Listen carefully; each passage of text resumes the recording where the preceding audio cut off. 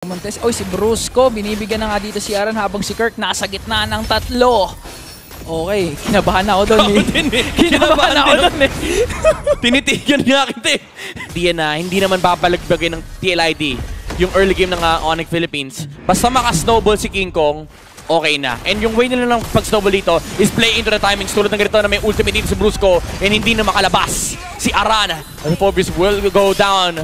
Pero si Fabian dito lumalaban with the time of blades. Makukuha ba niya yung 4 blades na harangan actually. Yung isang blades nasa loob ng pader, Glorious Pathway. Nilatag na ni Weedy rito para makalabas. Pero naandoon si King Kong para mapatay dito si Fabian. Lalo sa snowball na nakukuha ni Fabian, ay ni King Kong.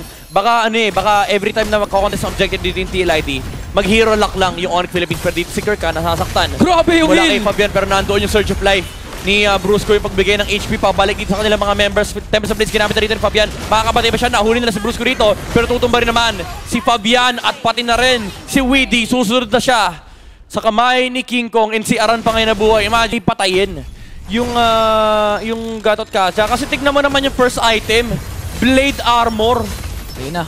Nagsisimula na nga ating purple fight kasi napakalaking objective yan. Aaron Cheeky nakapag-dish out ng damage ngayon. Brusco medyo pulado pero makakuha pa rin ng kanyang body slam. Weedy ang unang tutumba. Isama mo na si Aran. Nawala na rin bigla si Aaron Cheeky. A double kill for the beast. King Kong. Apat ang nawala. Si Eskil na lamang pero tinalunan. Kahit nakatakas ka pa, King Kong, Mike Weller, tatama pa rin.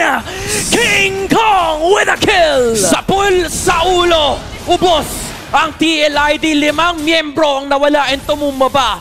Usual pick off yung naamoy eh, pero si King Kong ang naamoy niya lagi. Farm.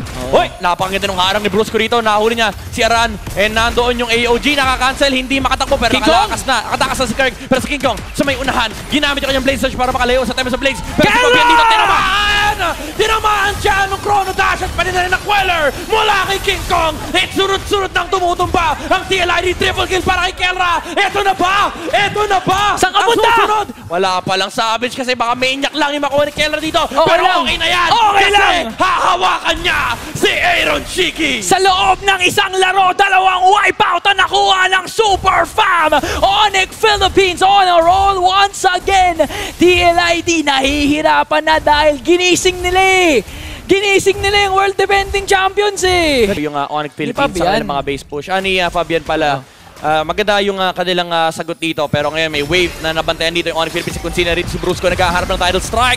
And yung napakaganda nung latag ng RWM and nabuhat nila dito si Weedy yung kabayo pinili niya this time around. Brusco na siya sa pati muscle niya para may angat niya yung kabayo and si King Kong nabuhay para nakalabas siya with the Blade Search and si Aran tutumba na with the Savage. Triple kill para sa kanya. Hinawakan niya na naman si Aaron Cheeky. Dalawa na lang. Savage, Kokota pa si Kelra. Pero sabi niya, disiplina, tower lang ang gusto niya. Mega kill para kay Super Friends and Onyx Philippines forces out game number 3.